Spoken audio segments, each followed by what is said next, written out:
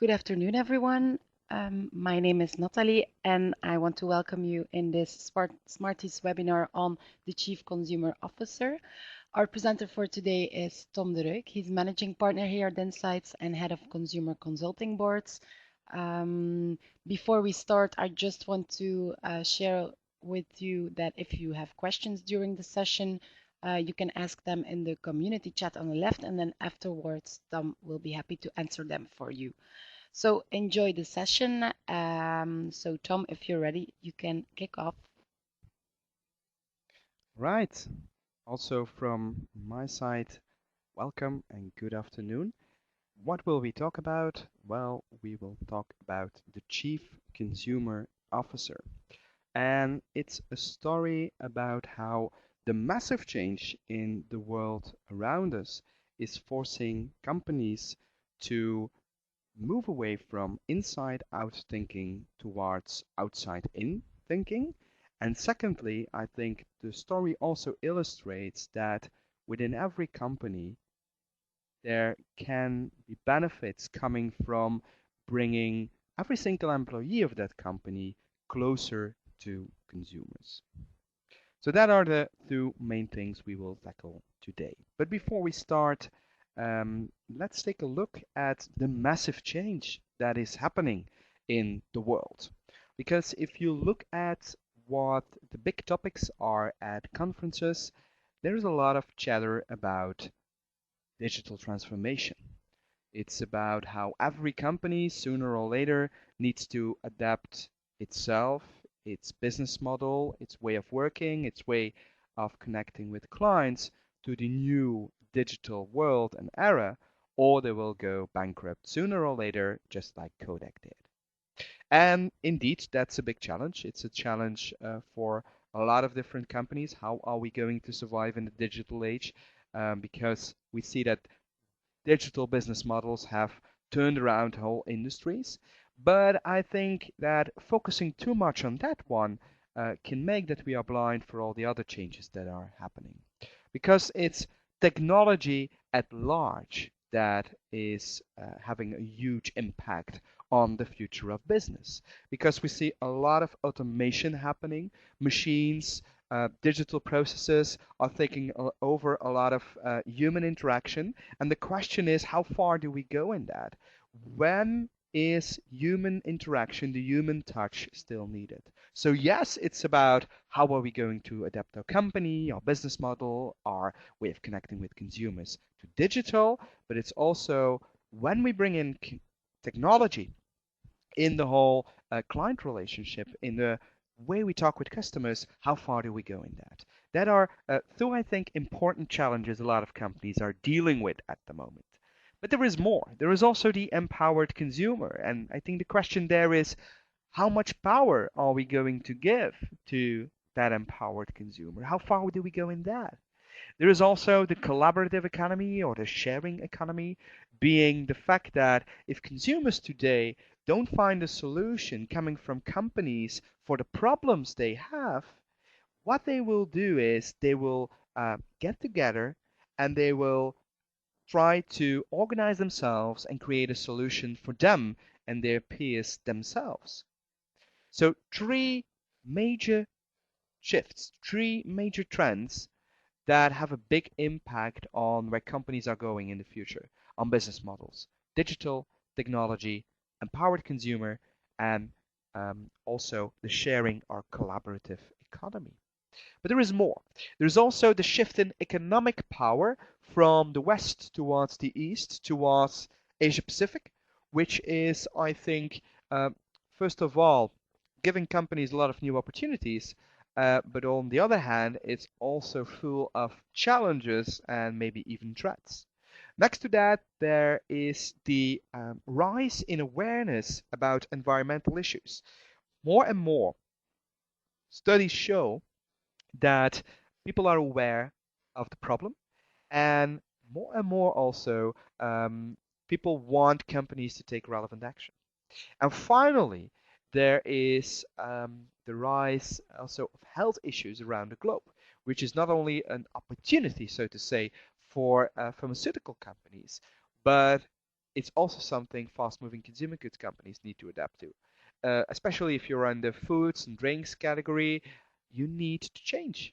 We did a project 2 years ago for Campbell's in Australia. Campbell's is actually a producer of canned vegetables, and they said we need to reinvent ourselves in a world that today goes towards choosing ingredients more carefully, towards homegrown ingredients, towards organic ingredients.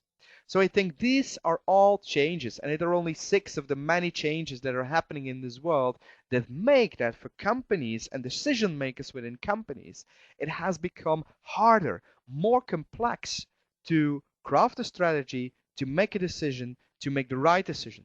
Because there are so many possible strategies, there are so many possible futures for the company. And the question is, which is the right one? Because change is happening massively, and it's happening at a speed never seen before, which makes that it's very difficult for decision makers to make the right decision. What are we going to do about that? Well, at Insights Consulting, we believe that in a world that is full of complexity, you need to talk more with consumers to have a holistic view on consumer behavior, to really understand consumers. In a world that is moving fast, you need to be almost in touch weekly, daily with consumers. You need to have that constant finger on the pulse in order to not miss out on something. So complexity and speed of change make that you need to have a constant dialogue with consumers. Then we have the fact of the empowered consumer. And I think the empowered consumer forces us to not only move away from ad hoc to structural, but to also move away from just listening towards also co-creating and collaborating with consumers. So if you bring those two facts together, the answer to massive and rapid change is structural collaboration, working together with consumers more often, and not only listening, but really co-creating and collaborating. Question is, are consumers ready for that? Yes, they are. Yes, consumers want to do this. More than 80% of the world's online population wants to do this for brands they love, for around topics they have an affinity with. Are companies ready for it? Well, some are, some aren't yet. Because within a company, you need to convince the people that, first of all, consumers can bring in great value. And secondly, you need to convince the decision makers that consumers are not going to take over their job, they are going to make that they can do their job even better, that they are going to shine. So if we can make those two clicks, those two mental clicks into the heads of decision makers within companies, we have an exciting time ahead of us. But is being open enough? Is it enough to structurally collaborate with consumers to be a different company? I don't think so. I think it's not enough. It's also about being agile. It's also about having the power not only to know things faster than the competition, but to execute it more quickly and better than the competition. So it's not only about knowing it, it's also about executing it. And one of our clients, Stan Knoops from Unilever R&D, who is in his spare time also a boxing coach, has a great quote about that, in which he makes the analogy between business and boxing. And he says, for impact, speed is at least as important as the weight you can put behind it. And what he means is that when you want to hit an opponent, it's not only about being fast enough so that the opponent is not quick enough to have that natural reflex. And in business, it's about knowing things faster than the competition, having better insights. But it's also about being able to turn the insights into decisions and action. And that's the weight you can put behind it. The weight you can put behind it is, are you able to make sure that the people within the organization are going to execute it, are going to execute it good and fast. So in order to have that, a company not only needs to perform structural collaboration, Also, all the people within the organization need to think consumer-centric. All the people need to be willing to go for it, and all the people need to have enough consumer understanding to execute it well. So, listening, structurally collaborating with consumers is one thing, making sure that the insight can turn into decision, action, execution is another thing. For the first one, you need a consumer consulting board, you need structural collaboration. For the second one, you need a consumer-centric thinking organization. It's a little bit like the effect you see when you have sterlings in a bunch flying in the air. We call that murmuration.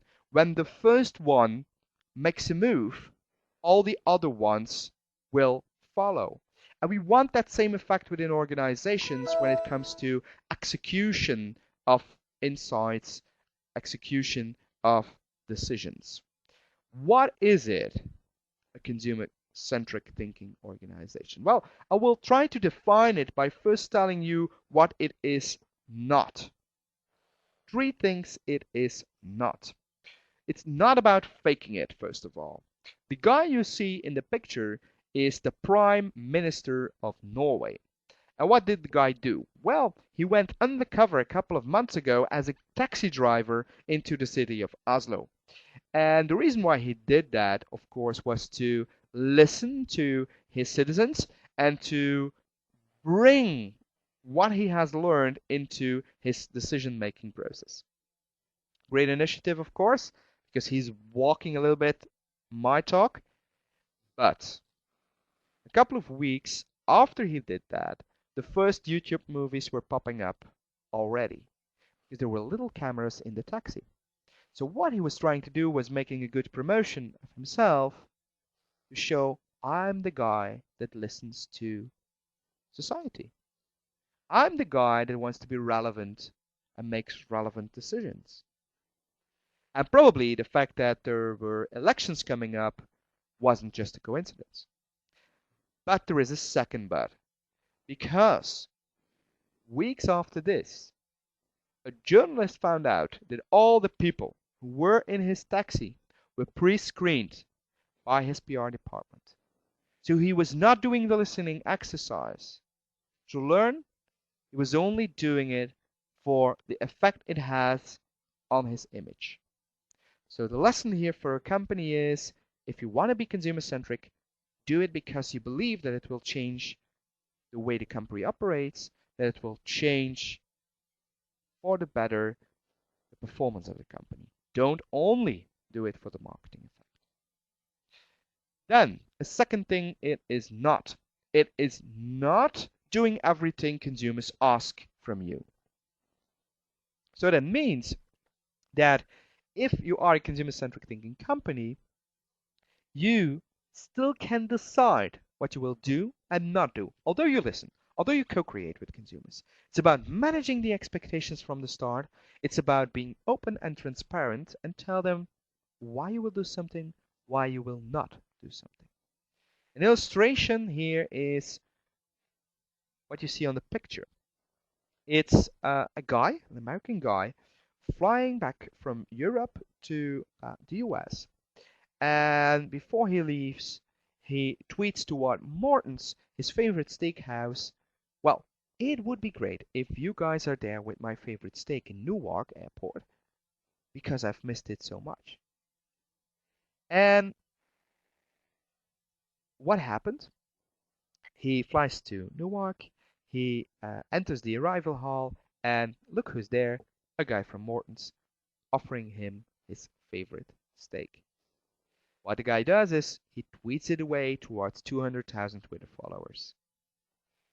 You think, well, this is a great PR stunt. Actually it isn't. Because what has happened?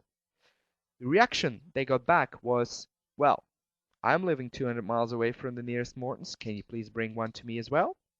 Another type of reaction was, well, I have only 2 Twitter followers. Would you also do it for me? So you see, it's something you cannot live up to as a company. You cannot make this happen. It's just impossible. So you don't need to do everything consumers ask from you, even if you are a consumer-centric thinking company. When it comes to than not having no strategy of your own. What I mean with that is that you don't need to do everything. That consumers will not tell you everything. And an example here is Heineken. Heineken decided 3 years ago that they want to link their brand to design. Because if they link their brand to design, that will be good for their image, of course, but it will also make that they can move from being a premium brand towards becoming or being an uber premium brand, which is good for the price they can ask for their beer. So they started with designing beautiful, good-looking, well-designed bottles, but also with designing the experiences around the bottles. So we worked together with them on creating a lounge bar of the future, creating a club of the future. The thing I want to say here is that consumers will not tell you that you need to link your brand to design. They will not do that. What consumers can do is inspire you to make that decision. They can help you to execute or fine-tune that strategy, but not give you that strategy. That's an important one. And we did the last one. We really worked together with consumers to fine-tune and execute the strategy, and a year later, actually, we built a club or a lounge bar that was fully designed based on consumer wishes and consumer needs. So 3 examples to tell you what it is not being consumer-centric. What is it then? Well, like one of our clients at Heinz says, it's making the consumer an integral part of everything we do. That means that every single decision you are making within the company that in the end will touch a consumer, for those decisions, you involve the consumer. You ask feedback from the consumer. You co-create or collaborate on making that change in strategy together with the consumer. That's being a consumer-centric thinking company. And it also means that everyone within the organization is confronted with consumer insights and understanding. Everyone within the organization can do that. So you integrate the voice of the customer in everything you do, and everyone from the top to the bottom, from the left to the right of the company has that opportunity. So now that we know why we need structural collaboration, why we want or need to become consumer-centric thinking company, it's time to take a look at, well, how are we going to become that?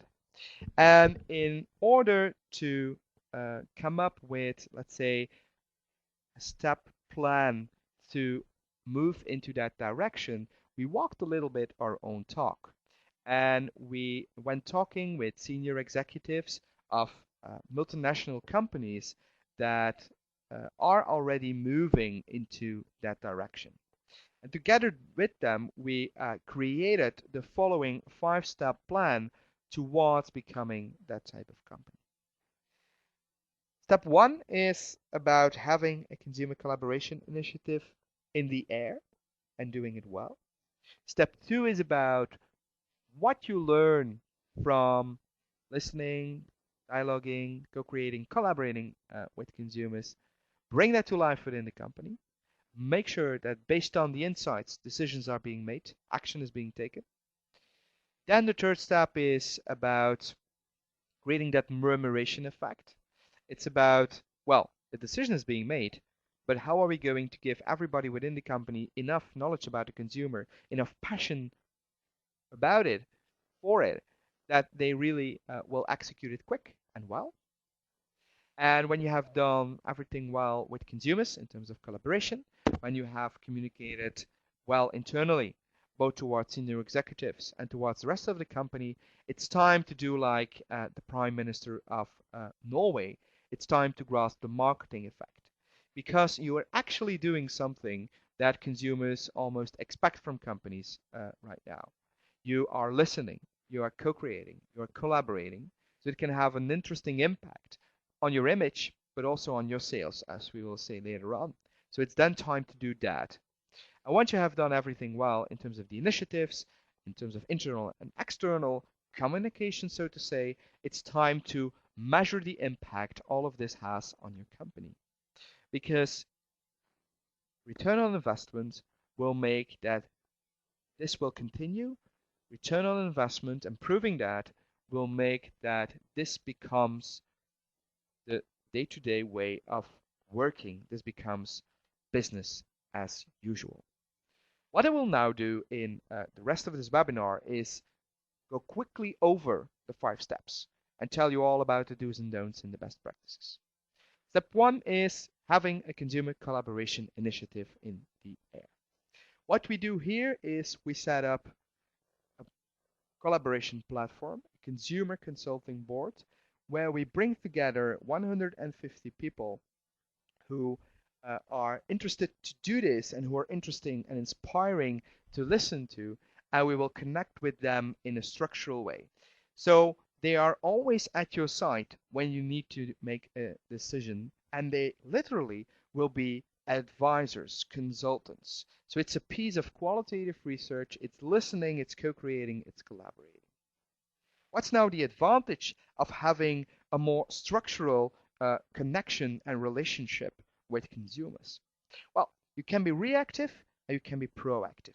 Reactive means you listen to what their wishes are, what their needs are, how they evolve, how they see the competition. You actually have a finger on the pulse with what is happening both in the business world and in the consumer world. And you can react to that because you're in the know. You can also be proactive. That means that you have insights to act upon, you have strategy to follow. Well, just like I said, consumers will help you to execute that strategy to make sure that the strategy is executed in the best possible way. An example of the first is eBay. eBay, for which we work in several countries around the globe, and where we listen to what the users have to say about their platforms, what the competition is doing, and we react to that. We adapt the strategy to that. And the end result can be new features or new business models.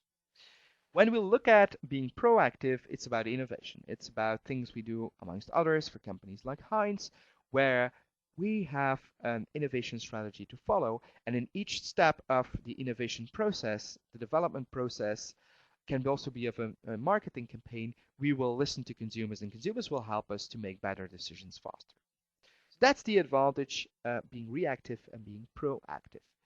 But there is also some serendipity involved, because we can also, just by being connected with consumers, almost by coincidence, discover new opportunities. It's like getting answers to questions you didn't know you had. And an example here comes from something we discovered in our ongoing structural community for Heinz. What we discovered there is that by connecting the dots, by connecting several conversations and dialogues we had with consumers in the community on the Consumer Consulting Board, we discovered that there is a market for a new type of ketchup, culinary ketchup, because we saw that the trend is that more and more people who are into cooking cook more sophisticated dishes, more upscale dishes. More and more people spend time on really choosing their ingredients wisely. They're experimenting with more sophisticated recipes. But they become more and more afraid of putting a little bit of ketchup, ordinary ketchup, in those dishes because it just doesn't feel right. Although they know it's a great tastemaker, it's almost a taste bomb for some ingredients, they don't want to do it anymore because they feel like this is too ordinary. So out of those different discussions, we saw an opportunity to bring a new product to the market, culinary ketchup. And normally it would take Heinz 18 months to bring this product to the market. By connecting at different moments during the development process, during the go-to-market process, we succeeded in doing this in 9 months. Why? Because we were making better decisions faster. Within 48 hours, when there was a question, we had new information, new insights coming in. And we also see that being connected with consumers make that the consumer becomes some kind of referee. It makes that internal collaboration is being fostered. Lars, it's not 80 months, it's 18 months. So 1/8 indeed. 80 would indeed be a little bit a little long, and we made it 9. So the reason why you could do it in 9 is the constant feedback coming in from consumers, and also the fact that internal collaboration is being fostered. And to say even more, it's not only efficient, it's not only effective, it's also efficient, because we have done this at 70% of the cost of traditional pieces of research, if you would sum up all the research that is needed to bring this product to the market. So being structurally connected with consumers brings in great insights, brings in new insights and new opportunities, and you can do things more effective and efficient. Then the question is, how do you keep such an initiative going? And I think in order to make sure that consumers keep on talking with you and are still willing to co-create and to collaborate with you, it's very important that you treat them well. And treating them well, according to us, means treating them almost as part-time employees of your company. You not only give them things to do, questions to answer, you also ask them, what would you do? What do you want to put on our agenda? You not only challenge them, and they like to be challenged, but you also make it fun. You also offer them opportunities to have a good time, to learn new things. So it's about finding that balance. And if you find that balance, and if you especially you treat them as part-time employees almost, you make them part almost of the company and treat them as consultants and advisors, it will be easy to keep it going. But there's something that is really, really important. And that is that you can have a great collaboration party. You can do it all right. But if you listen and you don't do anything afterwards with what you get back from consumers, they will have a collaboration hangover. The party was great, but they have a hangover the day after. Because they felt empowered, now they feel powerless. So it's important to give them a lot of feedback and to show that you listen, to be open and transparent about what you do with it, what you don't do with it. You don't need to do everything, but you need to be open and transparent about it and show that they have an impact on where the company goes next. Also, within the company, it's important to keep the initiative going. And in order to do that, what we do is we create an ambassador team around the Consumer Consulting Board. It's a group of people from within the company with representatives from each of the departments that make use of the Consumer Consulting Board. And what they do is they promote the initiative within their department. They bring in questions for the consumer from the department to the community through the Consumer Consulting Board. And also they are the ones who help us to bring the feedback to the community. So that's what you need to do to bring a consumer collaboration initiative up in the air, keep it alive, both at the company side and at the consumer side.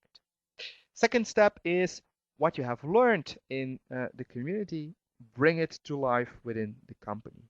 Make that senior executives are inspired, that they make decisions, that they make the right decisions, and that they are passionate about the decision they have made. What we see is that this asks not only for sharing the insights, this not only asks for storytelling, this also asks for activation. So that means that we bring the insights to life within the company. And what we have learned is that you need a little bit of creativity for that, but you also need to bring consumers in. Consumers can help you to make the impact.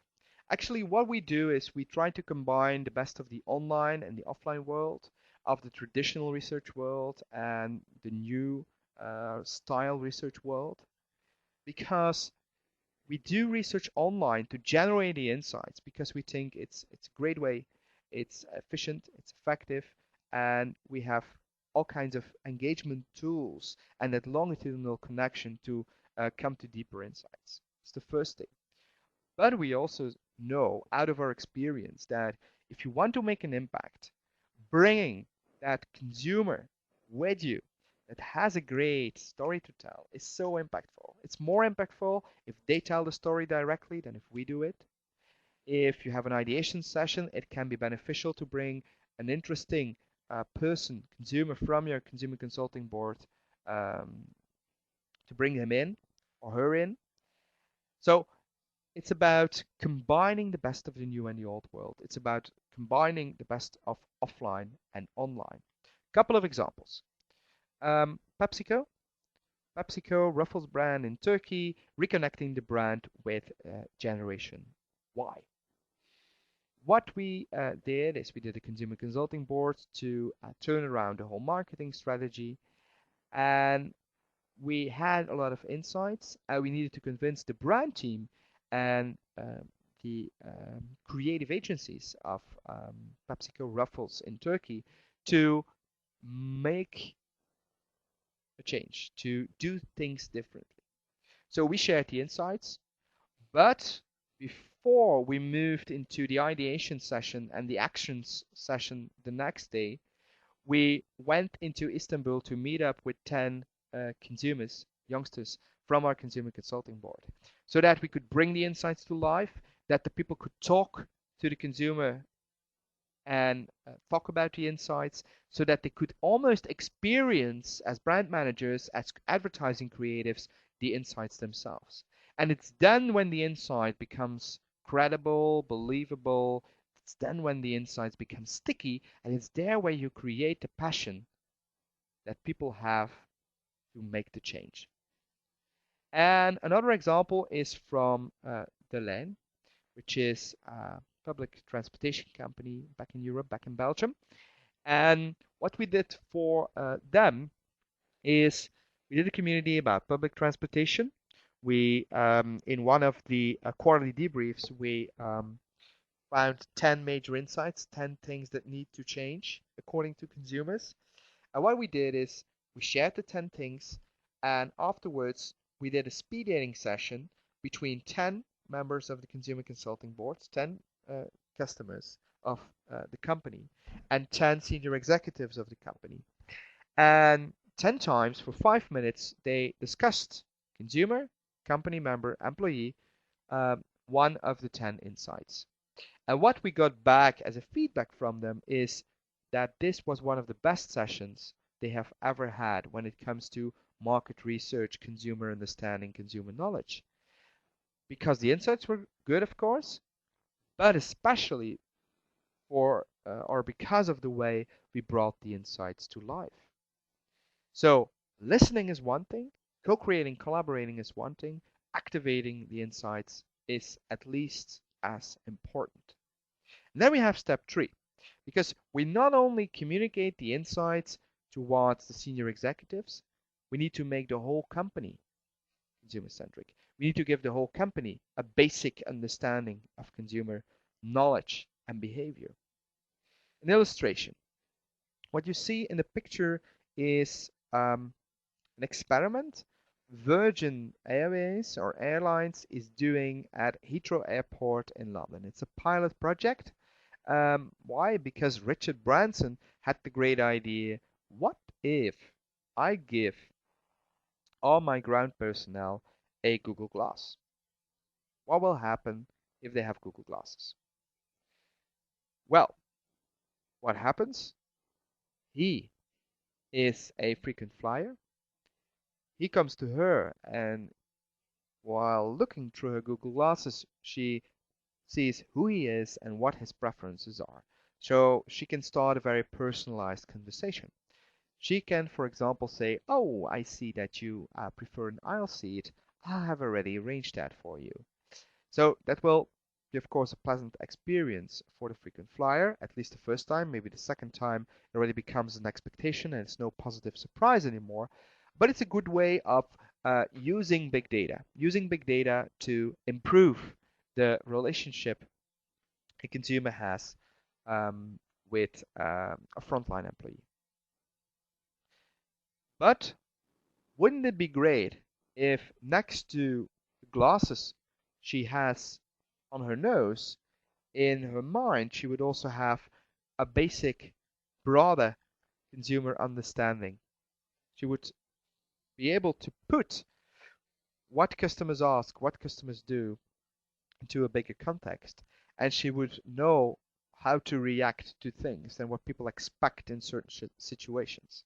For example, if a 65-year-old person who flies for the very first time comes to her and he or she feels a little bit nervous and uncomfortable about it, that she knows what to say. So this is great, but I think within a company, almost every employee can benefit from being a little bit closer to consumers, from having a better understanding of consumer behavior, and they could use that, all of them, to perform better, each of them in their different roles. Because today, if you look at the little quadrant I have on this slide, we in research are focusing on sharing insights with executives, the yellow zone. But what if, and we want that they make better decisions, that they make faster decisions, that they make well-informed decisions. But what if we could give higher management, C-level, let's say a consumer context, that they have and understand the bigger picture in which they make their long-term decisions? What if the staff of a company, all the people who never make a decision about a consumer, all the people who never see a consumer, what if we could tell them what consumers think of the services, the products of the company? What if we could show that the company is consumer-centric? Wouldn't they be more loyal? Wouldn't they be more proud and happy about where they work and what they do? And especially thinking about the frontline employees, customer service, salespeople. What if we could turn insights into a sales training, into a customer service training? Wouldn't that change the rules of the game? Wouldn't that make that they perform better, that our NPS score goes up, that customer satisfaction is higher, that maybe if salespeople perform better by having that training, that it has an impact on the top line growth of the company. So really interesting. And I have an example from a project we recently did for ATAC, which is a kitchen appliance manufacturer in Europe. And actually, ATAC was a B2B company. They were selling kitchens through salespeople within kitchen stores. The problem is that the only tool they had to make sure they were selling their kitchen and not kitchen appliance and not the one from the competition was giving big bonuses to salespeople in kitchen stores. And they wanted to move away from that because it's a rat race you cannot win as a company. So they said, let's become a B2C company. Let's, instead of having push, create pull. Let's start a dialogue with people who have a passion for cooking, because that's our target group. That are the people who want to spend more money on premium kitchen appliances. So let's become a B2C company. Secondly, they know out of research that if salespeople talk about product characteristics, that doesn't work. That if they could talk about what the product means for them in their lives, what the products will do to them, how it will help them to become a better cook, and how it will relate to their passion for cooking and to all things social around that, that's a much better thing to do. So they wanted to move away from a B2B company towards becoming a B2C company. They wanted to move away from selling based on product characteristics to telling stories about products and how it relates to having a passion for cooking. How do we do that? Well, in order to create a turnaround in the company of becoming a B2C company, we needed to start a dialogue with people who have a passion for cooking. And based on the insights and ideas coming back from the consumer collaboration, we, together with the strategists at ATAG and together with their advertising agency, we turned around their innovation, their product offering, their marketing campaigns, their whole marketing strategy actually. Secondly, in order to make that the salespeople were now telling stories instead of selling product features, we turned insights and consumer stories into a sales training. In that sales training, they learn about how it is to have a passion for cooking, how to recognize different types of people and what products they want, and how to tell a story about products, how to speak the language actually of somebody who's all into cooking.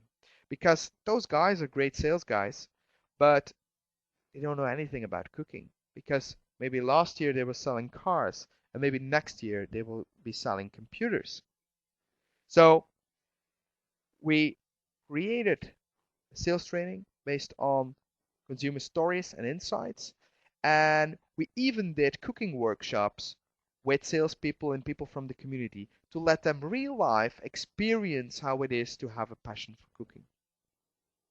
And then the last challenge we had was this is a drastical change in strategy. And it almost made that some people in the company were not believing in this future for the company. So they needed to get everybody on board. They needed to create the belief in the strategy. In order to do that, we started an internal program to share stories coming from the community, consumer stories, with the whole company. And we started a dialogue about passion for cooking. And we let them, let's say, discover themselves that this is a great strategy to follow. So this project had not only in terms of insights an impact on product offering and marketing strategy, it also had an impact on the company culture and on the performance of salespeople because those guys are now selling more. So it had even an impact on top line growth of company. So when you have done everything well in terms of your collaboration initiative, in terms of communicating well towards executives and the whole company internally, it's time to do like the Prime Minister of Norway and grasp the marketing effect. But only now and not do this only for this reason. So, you are going to talk about the fact that you do this. You are a consumer-centric thinking company, that you do structural collaboration because it's something we know out of research that consumers more and more expect from companies. What can you talk about? You can talk about the fact that you do it. You can talk about the fact that products are co-created together with consumers. You can talk about the learnings. And what will it do? Well, it will change the image of your company. You will be seen as a company that is consumer-centric, thinks about consumer relevance. It will be seen as a very human company. When you put the claim this is co-created together with consumers on a pack, it will sell more. That's what we have proven in doing tests with different universities. And the other thing is you can choose between am I going to tell this myself as a company or am I going to ask the people on my consumer consulting board to spread the word? What we have seen in different tests we have done with different companies is that combining both is probably the best to do because a company still gains more reach, but consumers are more credible to make that statement. So it's probably a combination of both things to do. When you have done the internal and the external communication well on top of your collaboration initiative, it's time to measure the return on investment. What do you measure? Well, you measure, does it all have an impact on the company culture? Do people feel more close to consumers? Do they feel more confident about making decisions about consumers? Do they feel more comfortable about working with consumers if they are in the front line? You also want to see, is this good for my performance of my company? Do I have more consumer relevant products and services? Are my campaigns more impactful? Am I really selling more, or are my salespeople performing better? Does my NPS go up? Do I have a higher client satisfaction? And finally, when it comes to image and communication, is it really the case that when I do communication through my consumer consulting board members, through consumers instead of to consumers, that that's more credible? And is it indeed the case that the image of my company changes if I talk about this? So it's about doing it, it's about doing it well, it's about communicating about it well to the external and the internal world, and it's especially about measuring what it brings to the table. Because in the end, the question will be, what's the return on investment? And that's why you need to measure it. And then the question is, well, we have those 5 steps. Who is going to be the one who manages the change? Well, that's the Chief Consumer Officer. The Chief Consumer Officer is the leader of a bigger team of people that will make this change happen. That starts with pilot projects, that thinks big but starts small, but that is in charge of this whole process. Why at the top of this team needs why does there need to be somebody with a C-level role? Well, because we need somebody with enough power and a big enough network within the company. Because this is not something that affects just one department, it affects the whole company, has an impact on the whole company. So that's why we need that power, but it will be a step-by-step process. It will take months, years to get to that final and initial goal. So what are then the 4 tasks of a CCO? And it can be a new role, or it can be the CMO or the CEO who takes up this role. Depends on how your company is organized. But what are the 4 tasks? Well, first of all, that person is a consumer coach together with his team or her team. Why? Because they move away from ad hoc to structural. They move away from just dipping in, dipping out towards having a relationship with consumers. And it's not only listening, it's also co-creating and collaborating. So it's moving from ad hoc to structural, from listening only to co-creating and to collaborating. And that's a new world. Those guys are also action heroes. What I mean with that is they turn the insight into action. They bring the insights to life within the company. They create passion for the action that is going to be needed so that the execution will be done quickly and well. And in order to do that well, the third thing comes in. They need to be people engagers. They need to be capable of bringing the consumer and the voice of the customer into every single department of the company, and also not only from the left to the right, but also from the top to the bottom. So everybody, also the people in the front line, need to have that basic consumer understanding. And that will make that we will leverage the insights that we have found to the maximum extent. And last but not least, they are ecosystem builders. These guys are the ones who move from the pilot project to doing this structurally, to making this business as usual. These are the people that make those 5 steps happening. Those are the people that also measure the success and celebrate the success internally. So I hope that this webinar has learned you that we need to move away from ad hoc towards structural. We need to stop listening only and need to go for co-creation and collaboration. We also need to leverage insights to the max. There are much more opportunities. Insights can also have an impact on culture. Insights can also have an impact on top line growth of a company. And I hope that I inspired you with the 5-step plan. And hopefully I can meet some of you in the future and see that on your business cards there is Chief Consumer Officer. Because in the end, I think the question is, are you ready for a transformation? And is your company going to be a company that is going to undergo the change or going to lead the change? Thank you very much, and I'm ready to answer a couple of questions. All right. Thanks a lot, Tom, for sharing the story with us. I can already see one question. What exactly is a consumer consulting board? Yeah, good question. A consumer consulting board is an online co-creation, collaboration, research platform on which we have a continuous dialogue with 150 very well selected customers of you, consumers of your product, of your brand. And by having that online dialogue, that online co-creation, collaboration process going on in that community platform, on that community platform, we can bring insights quickly to the table within your company. So it's actually an online community on which 150 of your consumers, customers talk with you, with us, with each other. So that's the way how we generate insights. So it's I sometimes call it a focus group on steroids. Why? because it's larger than the typical focus group. It's not 6 to 8 people, it's 150 people, and it doesn't last only for 3 hours. It lasts for weeks, months, and sometimes even years. So it's a big, huge focus group. But that's, let's say, not the best analogy, but it's a way to picture it. Are there other questions, Natalie?